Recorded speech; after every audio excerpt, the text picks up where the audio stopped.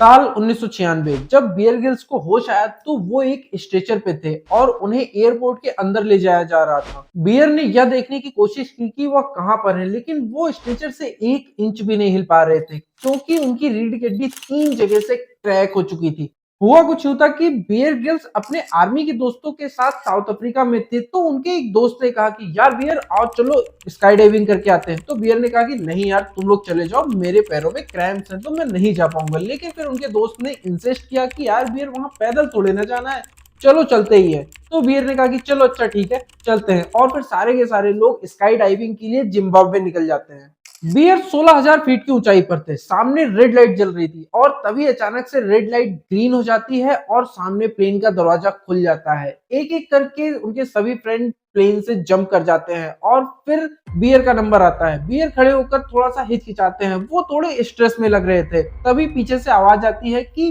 गो beer गो। Beer ने नीचे देखा और अपने आप को हौसला दिया कि bear you can do it, ये कोई टफ काम नहीं है, बस यहाँ से कूदना है और नीचे पैराशूट को लैंड करना है, ये बहुत आसान है। और बियर ने छलांग लगा दी। सब कुछ एकदम परफेक्ट चल रहा था। प्लेन से जंप करने के बाद बियर 200 किलोमीटर पर घंटा की स्पीड से नीचे गिर रहे थे। 14,000 feet, 11,000 feet, 10,000 feet, 8,000 feet, 6,000 feet और फाइनली बियर जमीन से 3,000 फीट की ऊंचाई पर पहुंचते हैं और अपना पैराशूट ओपन करते हैं। नॉर्मली पैराशूट ओपन होने के बाद स्पीड कम होनी चाहिए, लेकिन बियर की स्पीड कम ही नहीं हो रही थी। बियर ने ऊपर देखा तो उनका पैराशूट फट चुका था। बियर जब तक कुछ समझ पाते वो जमीन से 1,000 फीट की ऊंचाई पर थे। उन्होंने तुरंत ही अपना रिजर्व पैराशूट खोला, लेकिन जब तक रिजर्व पैराशूट खुलता वो जाके जमीन पर क्रैश कर चुके थे। बियर जमीन पर पीठ के बल गिरे और गिरते ही एक बॉल की तरह जंप करके दूर जा गिरे।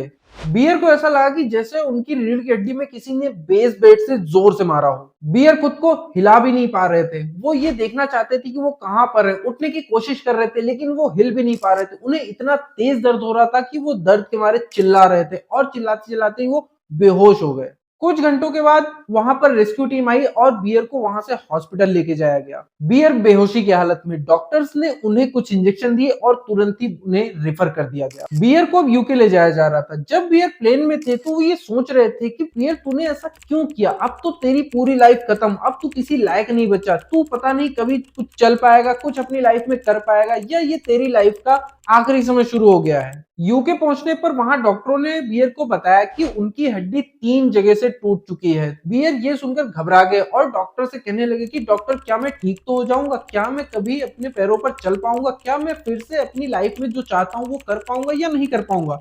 डॉक्टर ने बियर को कोई जवाब नहीं दिया, लेकिन डॉक्टर ने कहा कि तुम्हें अभी रेस्ट करने की जरूरत है, जब बॉडी रिकवर करना शुरू कर देगी तब हम इसके बारे में सोचेंगे, अभी हम फिलहाल कोई भी सर्जरी तुम्हारे शरीर पर नहीं कर सकते हैं। बियर की पीठ पर बड़े बड़े लोहे के ब्रेसेस लगाए गए थे। बियर का अपनी बेड से 1 इंच भी हिलना इम्पॉसिबल था। क्रैश के 2 महीने बाद भी बियर उसी बेड पर पड़े हुए थे और पड़े पड़े ये सोच रहे थे कि बियर तूने ये स्टूपिडिटी क्यों की, तू बहुत बड़ा गधा है, तू टाइम पे रिजर्व पैराशूट खोल सकता था तो तेरी ये हालत नहीं होती। क्रैश के 3 महीने बाद बियर को हॉस्पिटल से घर भेज दिया गया, लेकिन बियर की हालत अभी वैसी की वैसी थी। वो वैसे के वैसे बेड पर पड़े हुए थे, बेड से उठ भी नहीं पा रहे थे। बियर बेड पर पड़े पड़े ये सोच रहे थे कि क्या मैं पहले जैसा चल पाऊंगा, क्या मैं फिर से अपनी आर्मी ज्वाइन कर पाऊंगा, या फिर मेरी जिंदगी बस ऐसे ही बेड पर बीतने वाली है। एक दिन बियर की नजर उनके कमरे में टंगी माउंट एवरेस्ट की पेंटिंग पर पड़ी। बियर और उनके डैड का सपना था कि माउंट एवरेस्ट पर चढ़ाई करना, लेकिन इस समय बियर को यह भी नहीं पता था कि वो फिर से कभी चल भी पाएंगे या नहीं चल पाएंगे, और अगर चल भी पाएंगे तो कितने दिनों के बाद वो चल पाएंगे, कुछ भी पता नहीं था। कई दिन बीत गए। एक दिन बियर ने कुछ ऐसा किया जो बिल्कुल ही अनएक्सपेक्टेड था। पीठ पर लोहे के ब्रेसेस लगे होने के बावजूद वो हिल भी नहीं पा रहे थे, लेकिन फिर भी बियर अपनी बेड से उठे। किसी तरह गिरते पड़ते वो दीवार तक पहुंचे और खड़े होकर पेंटिंग को उतारा और दीवार के सहारे ही बैठकर उस पेंटिंग को देखते हुए खुद से प्रॉमिस किया कि चाहे कुछ भी हो जाए मैं अपने पैरों पर चलकर माउंट एवरेस्ट को फतेह करूंगा।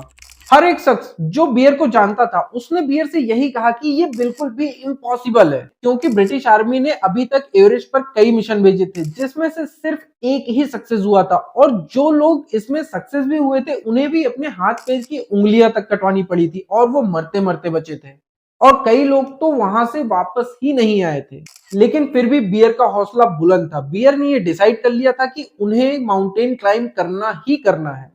250 दिनों तक बेड पर पड़े रहने के बाद जब बियर की बॉडी रिकवर होना शुरू हो गई तो ठीक होने के बाद बियर आर्मी रेजिमेंट गए। वहां पहुंचने पर उन्हें पता चला कि उन्हें फील्ड जॉब से हटाकर ऑफिस जॉब में शिफ्ट कर दिया गया है। वहां पर डॉक्टरों ने उन्हें बताया कि उनकी रीढ़ की हड्डी में चोट लगने की वजह से वो भारी सामान पीठ पर नहीं उठा सकते हैं, कोई दौड़ भाग नहीं कर सकते हैं, जंप नहीं कर सकते हैं, जिसकी वजह से उन्हें ऑफिस में बैठकर काम करना ही उनके लिए सुटेबल होगा। बियर को ये कुछ समझ नहीं आया। वो सीधे अपने आर्मी ऑफिसर के पास गए और उनसे कहा कि ऐसे में मेरा आर्मी में रहना किसी काम का नहीं है, और उन्होंने सीधे रिजाइन कर दिया और वहां से घर चले आए।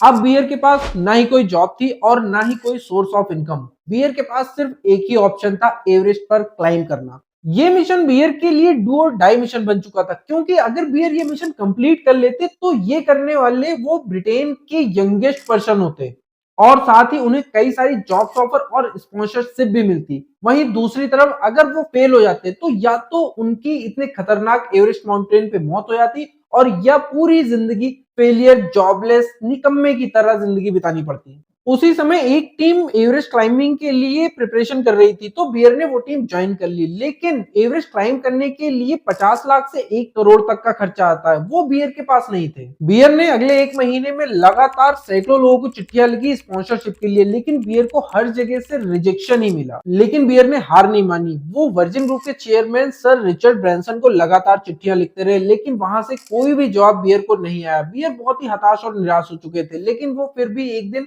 वर्जिन ग्रुप के मालिक सर रिचर्ड ब्रैंसन के घर मिलने पहुंच गए, लेकिन वहां भी उनकी मुलाकात उनसे नहीं हो पाई। बियर अपने टारगेट को कैसे भी अचीव करना चाहते थे। उनके माइंड में बहुत ही पॉजिटिव वाइब थी और एक दिन हुआ भी कुछ ऐसा ही। वो साइकिल से जा रहे थे तो उन्हें एक कंपनी दिखी जिसका नाम डेविस लैंगडन एंड एवरेस्ट था। बियर बिल्कुल भी देरी ना करते हुए कंपनी के ऑफिस में गए और वहां बैठी सेक्रेटरी से उन्होंने रिक्वेस्ट की कि वो अपने सीईओ से उनकी 2 मिनट के लिए बात करवाते हैं। सेक्रेटरी ने उनको मना किया कि आपकी कोई भी अपॉइंटमेंट नहीं है और आप उनसे नहीं मिल सकते, लेकिन बियर ने बहुत रिक्वेस्ट की, जिसके बाद सेक्रेटरी मान गई और उनकी मुलाकात वहां के सीईओ से करवाई। बियर को अंदर भेजा गया। बियर ने वहां पहुंचकर अपना प्रपोजल वहां के सीईओ को बताया और फिर उन्होंने बियर के पैशन को देखते हुए उनकी स्पॉन्सरशिप एक्सेप्ट कर ली। सैकड़ों रिजेक्शन के बाद बियर की एवरेस्ट क्लाइंबिंग की एक स्टेप क्लियर हो चुकी थी। लेकिन चैलेंजेस यहीं खत्म नहीं होते। 1996 में 8 लोगों का एक ग्रुप एवरेस्ट की चढ़ाई करने के लिए गया था, जो कि खराब मौसम की वजह से वहां से वापस नहीं लौटे थे और अपनी जान गंवा दी थी। लेकिन इसके बावजूद बियर और उनकी टीम ने प्रैक्टिस जारी रखी और सन 1998 में वो एवरेस्ट के बेस कैंप में थे। सन 1998 में एवरेस्ट पर चढ़ाई करने वालों का डेथ रेशियो 6/1 था, यानी कि हर 7 लोगों में से 1 लोग की जान जा रही थी। बियर की उम्र अभी सिर्फ 23 साल की थी। वो अपने जीवन का सबसे बड़ा और सबसे खतरनाक काम करने जा रहे थे, लेकिन फिर भी बियर के मन में कोई भी संकोच नहीं था। वो अपने डिसीजन और अपने टारगेट से पीछे नहीं हटने वाले थे। एवरेस्ट क्लाइंबिंग के दौरान कई सारे चैलेंजेस आए। बियर को कई सारी चोटें आई, उनकी कोहनी में चोट आई और उनके चेस्ट में इन्फेक्शन तक हो गया, और इन्फेक्शन के बाद डॉक्टर्स ने उन्हें मना किया चढ़ाई करने से लिए और कुछ दिन रेस्ट करने को कहा। लेकिन बियर के पास टाइम बहुत ही कम था। और फिर एक और न्यूज आई कि कुछ ही दिनों में एवरेस्ट पर बहुत बड़ा तूफान आने वाला है। बियर अभी भी बीमार थे। वो रात भर सोए नहीं और भगवान से यही प्रार्थना करते रहे कि हे भगवान, ये मेरा लास्ट चांस है, कृपया मेरी मदद करो। और दूसरे ही दिन सुबह उनके एक टीम मेंबर ने आके बियर से कहा कि बियर, हमारी किस्मत बहुत ही अच्छी है, तूफान ऐन मौके पर दूसरी तरफ मुड़ गया है, हमारे पास सिर्फ 2 दिन का समय है, क्या तुम चढ़ाई करने के लिए रेडी हो? दूसरे ही दिन चढ़ाई शुरू हो गई। बियर इस बार खुद से बार बार कह रहे थे, बियर तेरे पास सिर्फ एक ही मौका है, कोई भी दूसरा मौका नहीं मिलने वाला है, इस बार तुझे टॉप पर पहुंचना ही होगा, तू कोई भी गलती नहीं कर सकता है। एवरेस्ट 26,000 फीट या एवरेस्ट का डेथ जोन भी कहा जाता है, क्योंकि यहाँ पर ऑक्सीजन लेवल बहुत कम होता है और ज्यादातर लोगों की मौतें एवरेस्ट पर चढ़ाई करने के दौरान इसी जगह पर होती हैं। बियर जब वहां पर पहुंचे तो उनके आसपास डेड बॉडीज पड़ी हुई थी, जो कि पहले वहां पर मर चुके थे। ऐसा नजारा देखकर किसी को भी डर लगना स्वाभाविक है, लेकिन बियर ने खुद से कहा कि बियर, कोई और रास्ता नहीं है, तुझे ऊपर जाना ही होगा, लेट्स गो अप। और आप यकीन नहीं करेंगे, अगले ही दिन बियर अपने क्रैश इंसिडेंट से 18 महीने बाद दुनिया की सबसे ऊंची चोटी एवरेस्ट के टॉप पर थे और 23 साल की उम्र में ये करने वाले वो youngest person of the Britain बन चुके थे। और बियर ने इम्पॉसिबल को पॉसिबल कर दिखाया था। सोशल मीडिया पर कई लोगों ने बियर से पूछा था कि जो 25 साल पहले इंसिडेंट हुआ था उसका दर्द क्या आज भी होता है? तो बियर ने अपनी पीठ की एक फोटो शेयर करके सोशल मीडिया पर बताया कि हाँ, वो दर्द आज भी बहुत होता है।